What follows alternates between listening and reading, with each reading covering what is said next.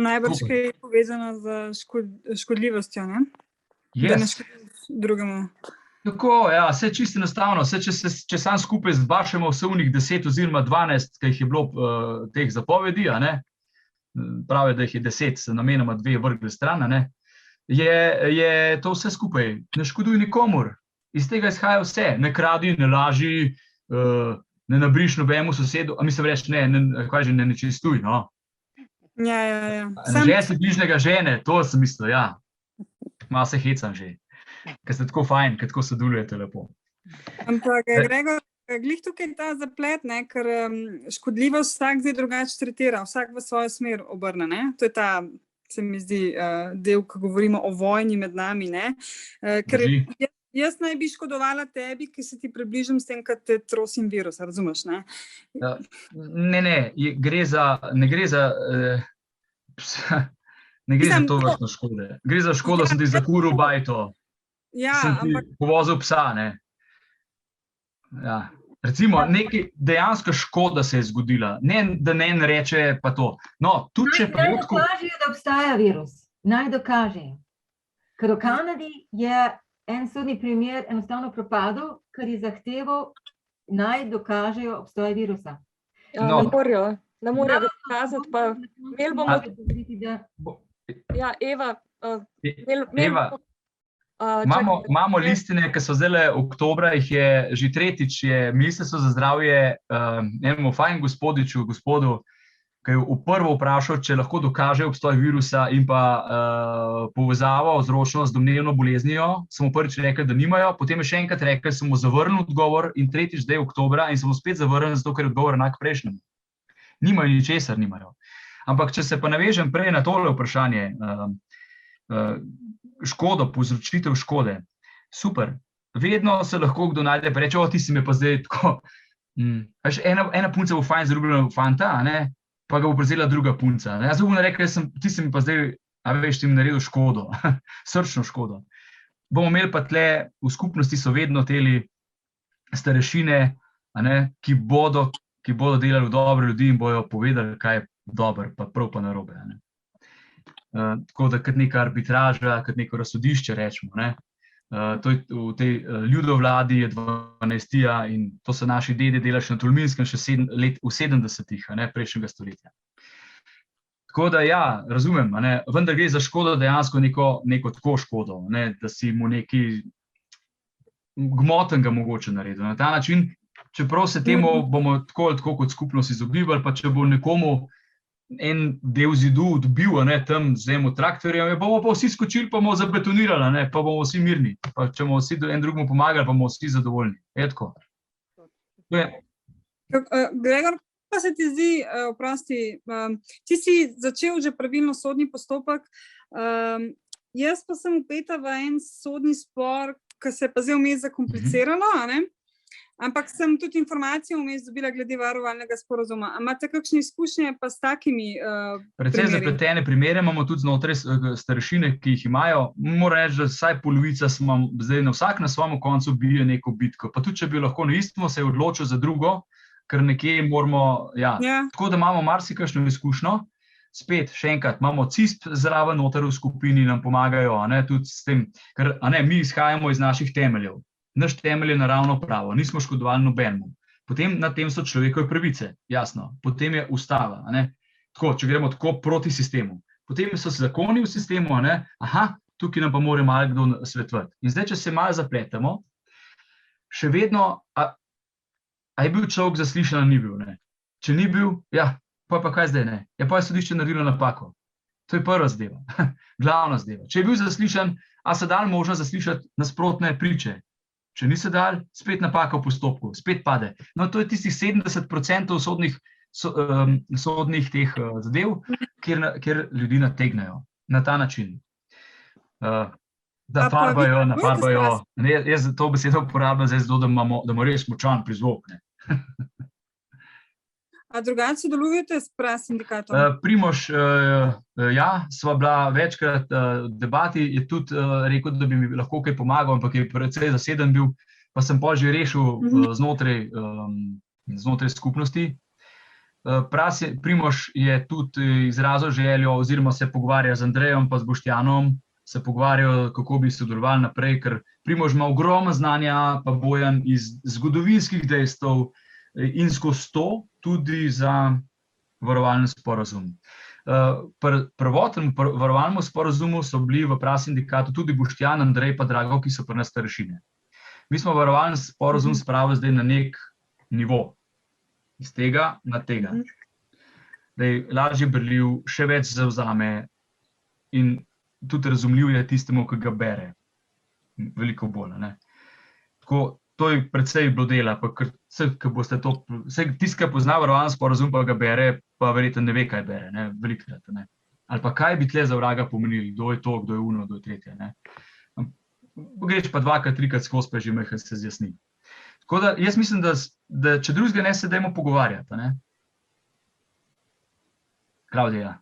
Ja, itak, jaz sem dan varovalen sporazum, zadeva je taka, da so sosedje tožili za priposestovanje zemlje in v bistvu ga kot človek nisem mogla rešiti in tudi kot sistem ga ne morem rešiti. In jaz ne vem, kaj v takem primeru, ko imaš ti sistem starešina, ne vem, kaj bi jaz pol, če kot človek ne morem z njim zmeniti in skozi sistem, ne, kako biti v sistemu ljudi, ki je tako škodljiv, da v bistvu...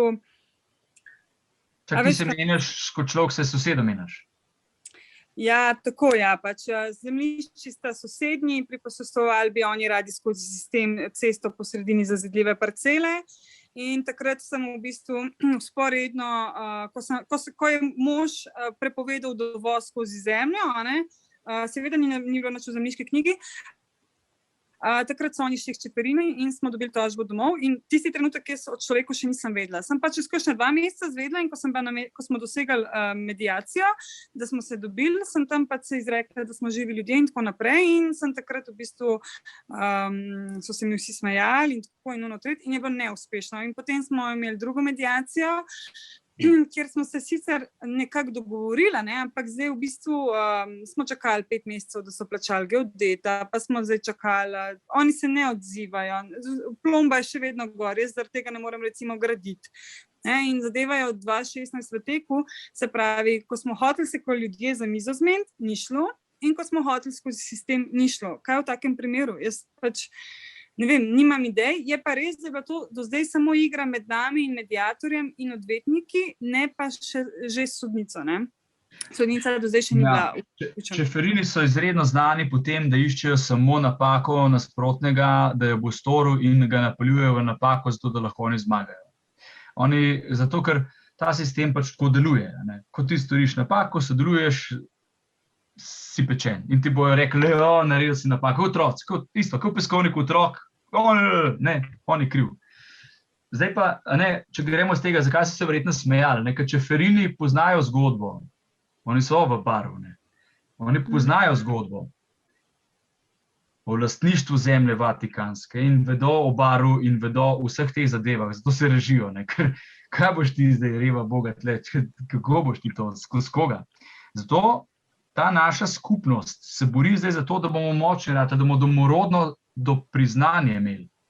Nam ni odgovoril niti Gutierrez, niti IMF, International Monetary Fund, ki smo jih obvestili o domorodnosti. Še več, izgubili so našo povratnico, da so prejeli. In zdaj smo dobili od pošte ameriške in od švicarske, se mi zdi, smo dobili pošto nazaj, da je bilo vročeno in da se je nekje izgubili. Seveda IMF pa pošta svetovna, imata svojo ustavo, ki je nad ustavo vseh držav na svetu.